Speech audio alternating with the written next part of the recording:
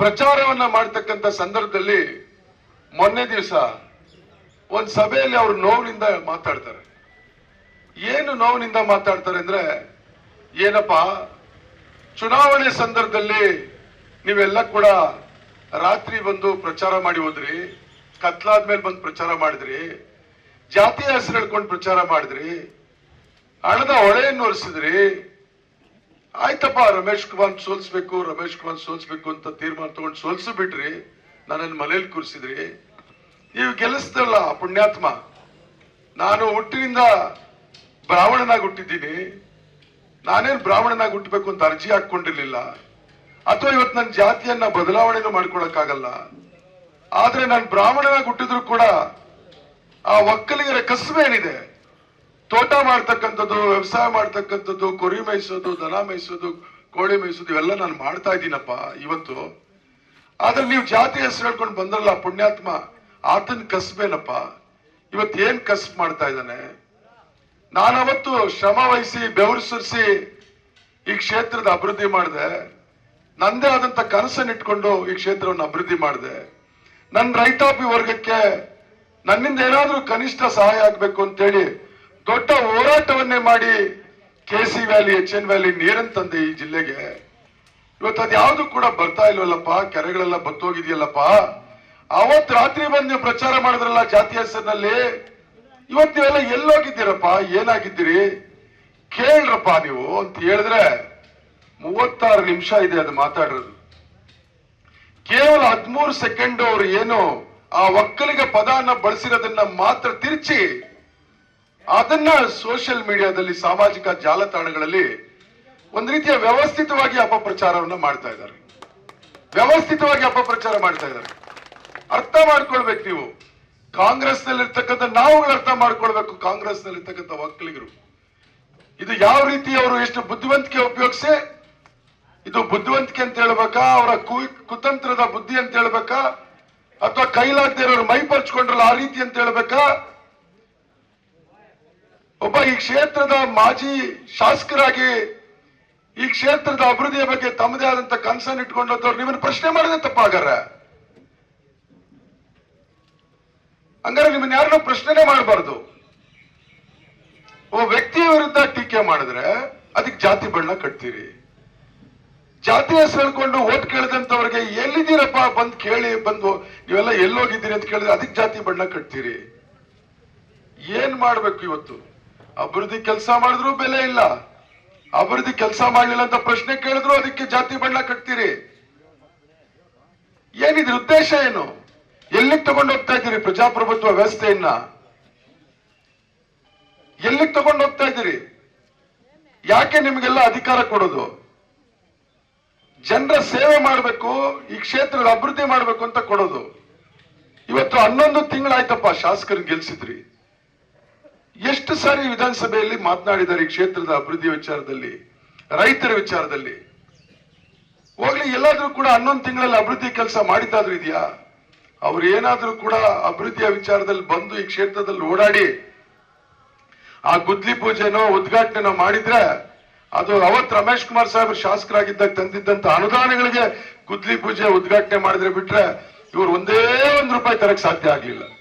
₹1 ತರಕ್ ಸಾಧ್ಯ ಆಗ್ಲಿಲ್ಲ, ಸಾಧ್ಯ ಆಗೋದು ಇಲ್ಲ. ಯಾಕಂದ್ರೆ ಬದ್ಧತೆ ಇಲ್ಲ, ಆ ಕನಿಷ್ಠ ಸಾಮಾನ್ಯ ಒಂದು ಕಾಳಜಿ ಇಲ್ಲ. ಮೊದಲಿಂದ ಕೂಡ ಹಿಂಗೆ ಮಾಡ್ಕೊಂಡು ಬಂದಿದ್ರಿ, ಇದನ್ನೇ ಮತ್ತೆ ಮುಂದುವರಿಸ್ಕೊಂಡು ಹೋಗ್ತಾ ಇದ್ದೀರಿ. ಇದನ್ನ ಕಳೆದ 2 ದಿವಸದಿಂದ ಬಹಳ ವ್ಯವಸ್ಥಿತವಾಗಿ ಅಪಪ್ರಚಾರ ಮಾಡ್ತಾ ಇದ್ದಾರೆ. ಅದರಲ್ಲೂ ಕಾಂಗ್ರೆಸ್ ನಲ್ಲಿ ಇರ್ತಕ್ಕಂಥ ಒಕ್ಕಲಿಗ ಮುಖಂಡರಲ್ಲೇ ವಿಷ ಬೀಜ ಬಿತ್ತಕ್ಕಂಥ ಕೆಲಸ ಮಾಡ್ತಾ ಇದ್ದಾರೆ.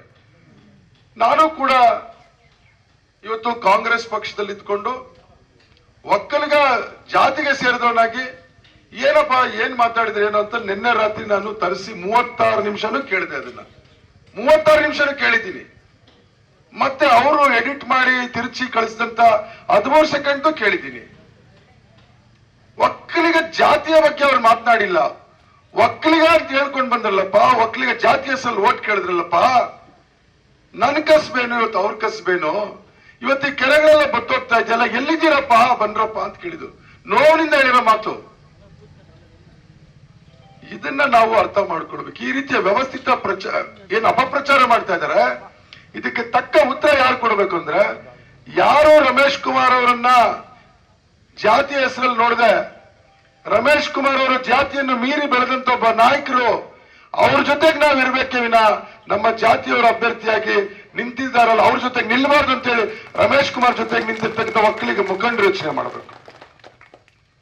ರಮೇಶ್ ಕುಮಾರ್ ಏನಾದ್ರೂ ಜಾತಿವಾದಿ ಆಗಿದ್ದಿದ್ರೆ ಶ್ರೀನಿವಾಸಪುರ ವಿಧಾನಸಭಾ ಕ್ಷೇತ್ರದಲ್ಲಿ ಕಳೆದ ಸುಮಾರು 46 ವರ್ಷಗಳಿಂದ ರಾಜಕಾರಣ ಮಾಡಕ್ ಸಾಧ್ಯನಾ? 78ರಿಂದ ಇವತ್ತು 2024 ಒಬ್ಬ ರಾಜಕಾರಣಿ ಚುನಾವಣೆಯಲ್ಲಿ ಸೋಲು ಗೆಲುವಿರ್ಬೋದು, ರಾಜಕಾರಣದಲ್ಲಿ ಜೀವಂತವಾಗಿರ್ಗಿದೆಯಲ್ಲ ಅದು ಅಷ್ಟು ಸುಲಭದ ಕೆಲಸ ಅಲ್ಲ. ಇವತ್ತಿನ ರಾಜಕಾರಣದಲ್ಲಿ 46 ವರ್ಷಗಳ ಕಾಲ ನಿರಂತರವಾಗಿ ಸೋಲು ಗೆಲುವು ನೋವು ಕಷ್ಟ ಸುಖ ಏನೇ ಇರಲಿ ಏಳು ಬೀಳು ಎಲ್ಲ ಕೂಡ ಈ ಕ್ಷೇತ್ರದ ಜನರ ಪ್ರೀತಿ ವಿಶ್ವಾಸವನ್ನು ಗಳಿಸಿ ಇನ್ನೂ ಕೂಡ ಜೀವಂತವಾಗಿದಾರಲ್ಲ, ಅದನ್ನ ನಾವು ಅರ್ಥ ಮಾಡ್ಕೊಳ್ಬೇಕು. ಜಾತಿಯ ಹೆಸರಿನಲ್ಲಿ ಹಣದ ಹೆಸರಿನಲ್ಲಿ ರಾಜಕಾರಣ ಮಾಡ್ಕೊಂಡು ಬಂದಂತವ್ರು ಆಕಸ್ಮಿಕವಾಗಿ ಬಂದು ಹೋಗಿದ್ರೆ ಎಷ್ಟೋ ಜನ ದೊಡ್ಡ ದೊಡ್ಡ ನಾಯಕರುಗಳು ನಾವು ನೋಡಿದ್ದೀವಿ. ಈ ದೇಶದಲ್ಲಿ ನೋಡಿದ್ದೀವಿ, ಈ ರಾಜ್ಯದಲ್ಲಿ ನೋಡಿದ್ದೀವಿ, ನಮ್ಮ ಜಿಲ್ಲೆಯಲ್ಲಿ ಕೂಡ ಬಂದು ಹೋಗಿದ್ದಾರೆ. ಫಿನಿಕ್ಸ್ ಹಕ್ಕಿಂಗ್ ಬರ್ತಾರೆ ಹೊಟ್ಟೋಗ್ತಾರೆ, ಆದ್ರೆ ಉಳ್ಕೊಳ್ಳೋದಿದೆಯಲ್ಲ, ಈ ಕ್ಷೇತ್ರದ ಎಲ್ಲ ಜಾತಿ ವರ್ಗದವರು ಕೂಡ ಅವ್ರ ಜೊತೆಗೆ ಗಟ್ಟಿಯಾಗಿ ನಿಂತಿದ್ರಿಂದ ಇವತ್ತು ಅವರು ನಮ್ಮ ಜೊತೆಗೆ ಇದ್ದಾರೆ. ಇದೆಲ್ಲವನ್ನ ನೀವು ಅರ್ಥ ಮಾಡ್ಕೊಳ್ಬೇಕು. ಅವರು ಇನ್ನೊಂದು ಮಾತನ್ನ ಹೇಳಿದ್ದಾರೆ, ಇದೇ ರೋಸನಹಳ್ಳಿ ಕ್ರಾಸ್ ಅಲ್ಲಿ, ನನ್ನ ಸೋಲನ್ನು ನಾನು ಮರಿಬೇಕಾದ್ರೆ, ಆ ಸೋಲಿನಿಂದ ನಾನು ಹೊರಗೆ ಬರಬೇಕಾದ್ರೆ ನನ್ನ ಮಗನ ಸಮಾನನಾದ ಗೌತಮ್ ರವರನ್ನು ಗೆಲ್ಲಿಸಿ ನೀವು ಕೊಟ್ಟರೆ ನನಗೆ ನೀವು ಕೊಡ್ತಕ್ಕಂತ ಬಳುವಳಿ, ನಾನು ಅದನ್ನು ಮರೆಯಕ್ಕೆ ಒಂದು ಅವಕಾಶ ಸಿಕ್ಕೊಟ್ಟಿದ್ದಾರೆ, ಅವಕಾಶ ಇದೆ ಅಂತ ಹೇಳಿದ್ದಾರೆ. ಆದ್ರಿಂದ ದಯಮಾಡಿ ನಾವೆಲ್ಲ ಎದೆ ತಟ್ಟಿ ಓಟ್ ಕೇಳಕ್ಕೆ ನಮ್ಗೆ ರಮೇಶ್ ಕುಮಾರ್ ಅವರು ಕೆಲಸ ಮಾಡಿದ್ದಾರೆ. ಕಾಂಗ್ರೆಸ್ನವರು ಪ್ರತಿ ಗ್ರಾಮದಲ್ಲಿ ಹೋಗಿ ನಾವು ಓಟ್ ಕೇಳೋದಕ್ಕೆ ರಮೇಶ್ ಕುಮಾರ್ ಸಾಹೇಬರು ಗ್ರಾಮಗಳಲ್ಲಿ ಕೆಲಸ ಮಾಡಿದ್ದಾರೆ. ಈ ಪುಣ್ಯಾತ್ಮ 11 ತಿಂಗಳಾಯ್ತಲ್ಲ ಬಂದು ಆತ ಏನ್ ಮಾಡಿದ್ದಾರೆ ಅಂತ ಕೂಡ ಇವತ್ತು ನಾವು ತಾಳೆ ಮಾಡಿ ಕೂಡ ನಮ್ಮ ಮತದಾರರಿಗೆ ಹೇಳ್ಬೋದು. ಅದರ ಜೊತೆಗೆ ಸಿದ್ದರಾಮಣ್ಣ ಡಿ ಕೆ ಶಿವಕುಮಾರ್ ಅವರು ಏನು ಗ್ಯಾರಂಟಿ ಯೋಜನೆಗಳನ್ನ ಮಾತು ಕೊಟ್ಟಿದ್ರು, ಆ ಮಾತಂತೆ ನುಡಿದಂತೆ ನಡೆದಿದ್ದಾರೆ ಕೂಡ. ಇವತ್ತು ಅವು ಕೂಡ ಎಲ್ಲ ಮನೆ ಮನೆಗೂ ಕೂಡ ತಲುಪಿದೆ. ಮತ್ತೆ ನಾವು ಅಧಿಕಾರಕ್ಕೆ ಬಂದ್ರೆ ಕೇಂದ್ರದಲ್ಲಿ ಮತ್ತೆ 5 ಗ್ಯಾರಂಟಿಗಳನ್ನು ಘೋಷಣೆ ಮಾಡಿದ್ದಾರೆ. ಇವೆಲ್ಲವನ್ನ ತೆಗೆದುಕೊಂಡು ಮನೆ ಮನೆಗೂ ಹೋಗಿ, ಆಮೇಲೆ ಬಹಳ ಜನ ಅಪಪ್ರಚಾರ ಮಾಡ್ತಾ ಇದ್ರು. ಕೋಲಾರದಲ್ಲಂತೂ ಕೂಡ ಒಂದು ವ್ಯವಸ್ಥಿತವಾದಂತ ಒಂದು ಗುಂಪು ತಯಾರಾಗಿ ಈ KC ವ್ಯಾಲಿ ಯೋಜನೆ ಬಗ್ಗೆ ಬಹಳಷ್ಟು ಅಪಪ್ರಚಾರ ಮಾಡಿದ್ರು. KC ವ್ಯಾಲಿ ನೀರು ಕೊಚ್ಚೆ ನೀರು ತಂದ್ಬಿಟ್ಟಿದ್ದಾರೆ, ರೊಚ್ಚ ನೀರು ತಂದ್ಬಿಟ್ಟಿದ್ದಾರೆ, ವಿಷದ ನೀರು ತಂದ್ಬಿಟ್ಟಿದ್ದಾರೆ. ಇವತ್ತು ಭೂಮಿ ಎಲ್ಲ ಕೂಡ ವಿಷದ ಇದು ನಿರ್ಮಾಣ ಆಗ್ತಾ ಇದೆ. ಎಷ್ಟು ವ್ಯವಸ್ಥಿತವಾಗಿ ಅಪಪ್ರಚಾರ ಮಾಡಿದ್ರು ಅಂದ್ರೆ, ಅದರಲ್ಲೂ ಪ್ರಮುಖವಾಗಿ JDS ಮತ್ತು ಬಿಜೆಪಿಯವರು ಜನಸಾಮಾನ್ಯರು ಕೂಡ ಇರಬಹುದೇನೋ, ನಿಜ ಇರಬಹುದೇನೋ, ವಿಷ ಇರಬಹುದೇನೋ, ಇದರಿಂದ ಏನೋ ದೊಡ್ಡ ಅನಾಹುತ ಆಗ್ಬಿಡ್ತದೆ ಅಂತೇಳಿ ಬಹಳಷ್ಟು ಪ್ರಶ್ನೆಗಳು ಮೂಡ್ತಾ ಇತ್ತು. ಇವತ್ತು ಕೋಲಾರ ವಿಧಾನಸಭಾ ಕ್ಷೇತ್ರದ ಗ್ರಾಮಗಳಿಗೆ ಕೋಲಾರ ಶಾಸಕರ ಜೊತೆ ಹೋಗ್ತಾ ಇದ್ದೀನಿ ನಾನು ಇದೇ ಚುನಾವಣಾ ಪ್ರಚಾರಕ್ಕೆ. ಎಲ್ಲ ಕಡೆ ಕೂಡ ನಮ್ಮ ರೈತರು KC ವ್ಯಾಲಿ ನೀರು ಬರ್ತಾ ಇಲ್ಲ, ಕೆರೆಗಳು ಬಂದೋಗ್ತಾ ಇದಾವೆ, ನಮ್ಮ ಬೋರ್ಗಳಲ್ಲಿ ನೀರು ನಿಂತೋಗ್ತಾ ಇದೆ.